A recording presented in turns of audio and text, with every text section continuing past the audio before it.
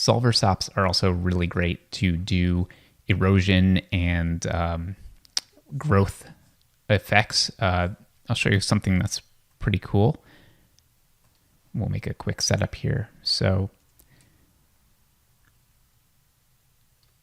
we're going to talk a little bit about volumes because I'm going to show you something first with the torus, which is, let's move these guys up a little bit. So let's say I wanted to displace this torus here.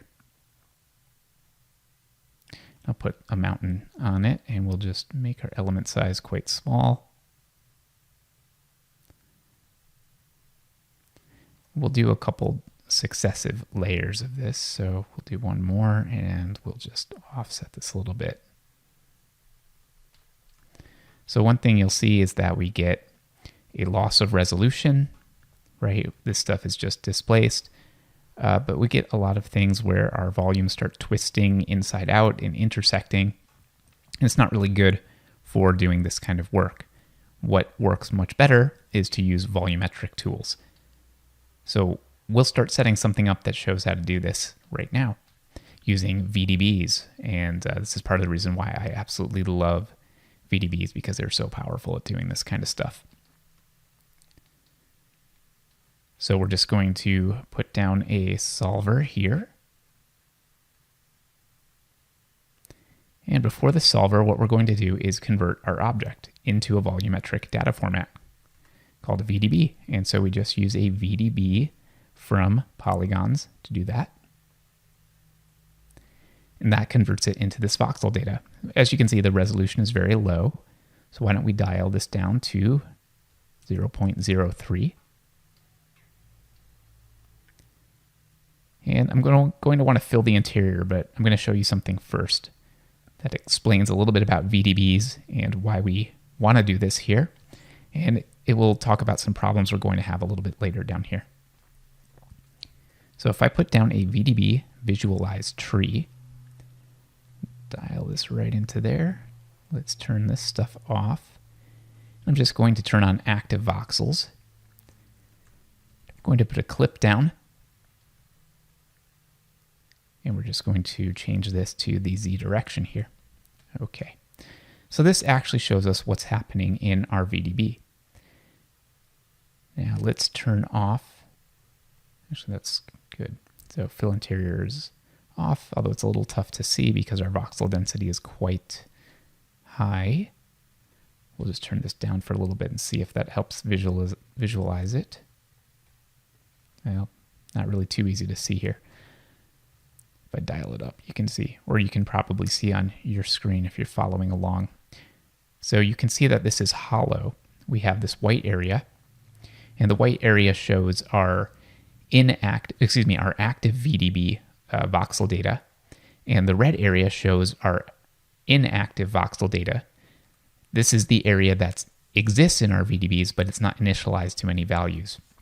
So this is essentially considered padding, and you can see we have this interior and exterior band voxels. I'm just going to dial this up here.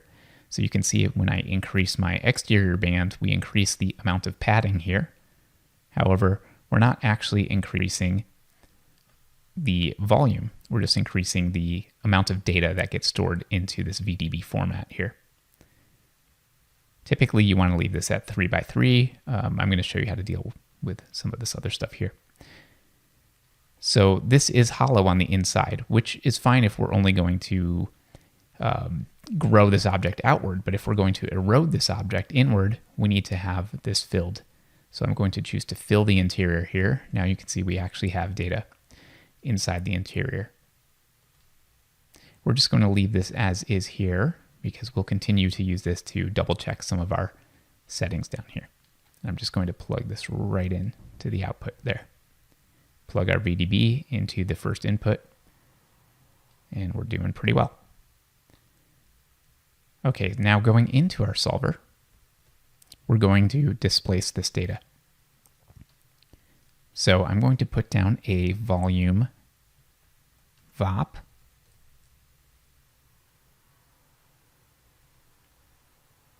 Connect this right into the first input.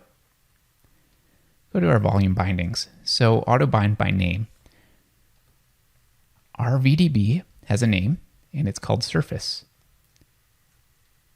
If we auto-bind this by name, we're going to need to specifically call the surface volume inside here. However, because I only have one volume, and that is my surface volume, and we can see that by middle clicking here, and we see I only have one surface here, called surface, one volume, one primitive, one VDB. I'm actually going to choose to turn that off and just choose bind each to density. The reason I'm doing this is when you dive inside, density is already set up in here and I don't need to do anything special. So it's a little easier for my setup to do it this way. So let's go ahead and displace this. I'm going to need to figure out what the normal of this volume would be of this surface. And the way we do that is with a SOP called a volume gradient. So I'm just going to put a volume gradient down here. We want to grab the first input. Primitive number is 0. We only have this one primitive here. And then our sample position is going to be our position that's coming in.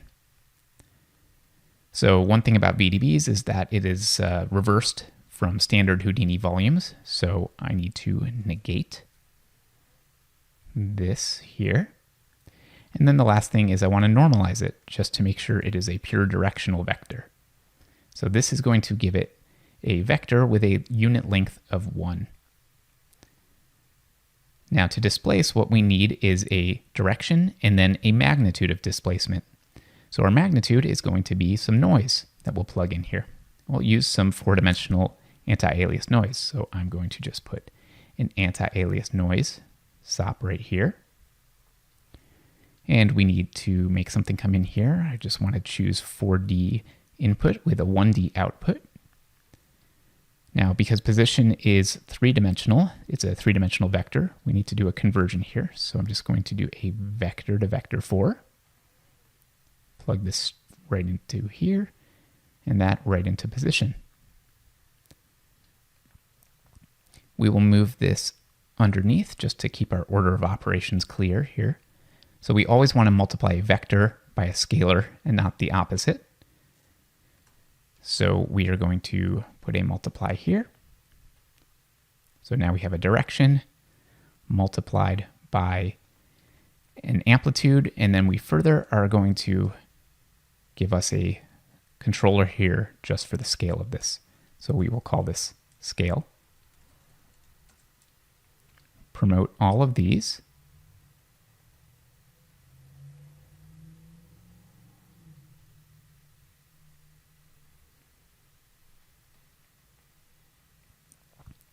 Then lastly, we need to give ourselves a new lookup for our volume. And we do this with a volume sample. So volume sample, and again, we just want the first input. We only have that one primitive coming in, but instead of the sample position, we need to give it a displaced position. So to do that, we simply take our original position. I'm grabbing an add here, and we simply take our original position. We're going to add that, our displacement, into the original position here. That is going to be our new sample position, and our sample position is going to be our output.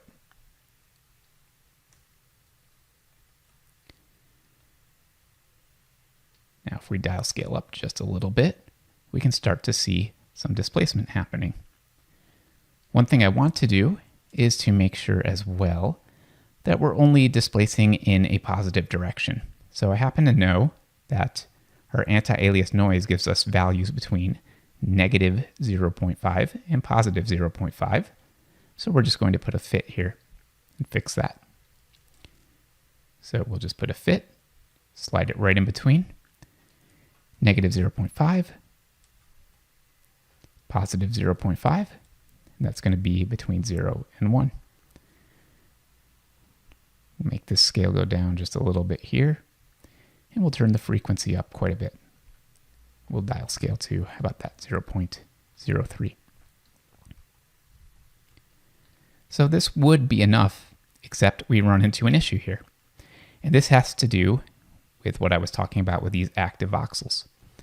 We have a little bit of a viewport issue. Let's close and reopen our scene view here. That's fine. So this is because as our volume increases, we're not expanding the active values of our VDB field. So we need to take care of that. Let's go back into our solver. And before we do any displacement, we need to expand the VDB field. So we will use a VDB activate. We're just going to put that right here and put that on expand. So what we need to do is know the size of the voxel and the size of our displacement. And it's basically the size of the displacement. So I'm just going to copy that parameter here. And we will paste that reference as a relative reference divided by the size of our voxel value. Now we can make some kind of fancy expression here as well that can automate this. So let's go figure out what that is. If I go to my HScript text port, let's see if I can remember where that is. I might already have this up here. It is a volume voxel diameter expression. So that's going to give us the diameter of our voxel. And we're going to have to divide that by 2 because we want the radius of the voxel here. I believe so. Let's see. Yeah, I believe that's our radius. So let's just make sure it works. So let's go ahead and volume voxel diameter. And we're going to put a stand-in here for now. And then our float is the voxel or volume number, which is 0. Now I'm going to just replace this with a little path for the operator input full string. So op input path. And I'm just going to do quote dot quote comma 0. And then call that done. And then, of course, I think I need to divide this by 2 or multiply this by half of that.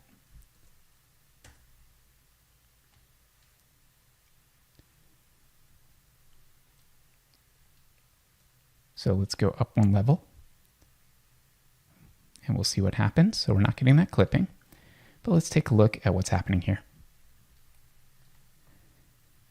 So it's clearly not optimized because we keep growing in this strange fashion.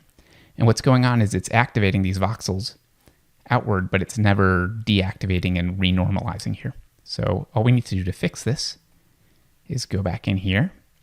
And right after we've done our displacements, we renormalize the volume. So we do a VDB renormalize SDF and just put that right under here. Now we'll take a look. And now it's doing the right thing. So let's go back up to our solver. And you can see we've got this nice organic growth effect. And all we have to do to convert this back to polygons is put down a VDB convert or convert VDB. I'm just going to change that to a polygon soup format. Plug that right in. And now we have a solid surface that can be used for rendering. And the cool thing about this technique is we can do all kinds of stuff like offset the noise here, get something that looks kind of organic. Let's see if that looks any better.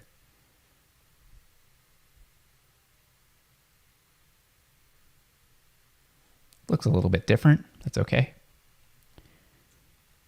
Or we can choose a negative value here. So I'm going to use a negative value, and this gives us an erosion. That might be a little too much to start with.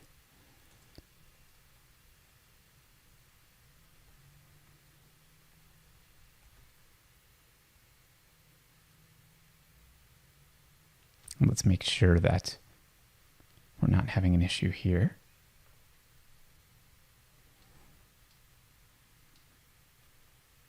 I think, did we fill the inside? Let's find out.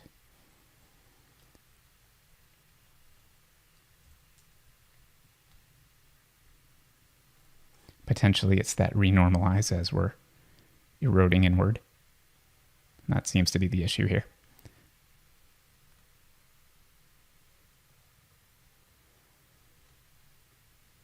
So doing the erosion you can see we have a really interesting and organic way to make stuff disappear.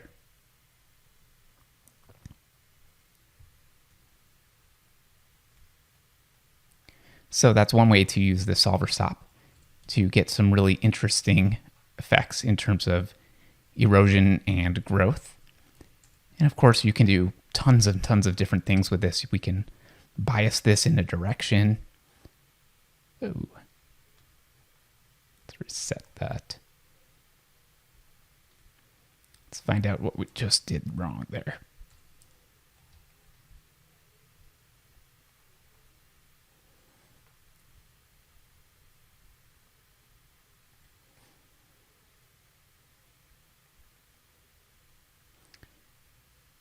Oh, I think because we need to make sure that our resolution can hold up.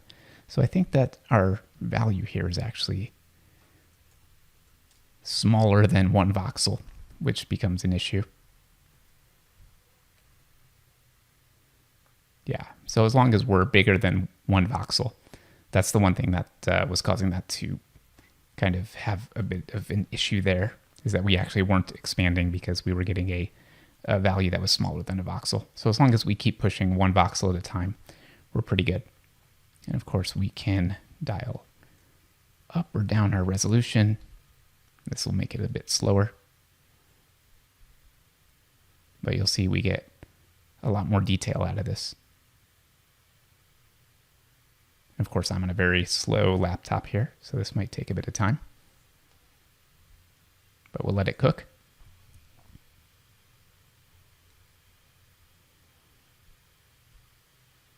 And you can see we've got a very interesting and organic growth solver.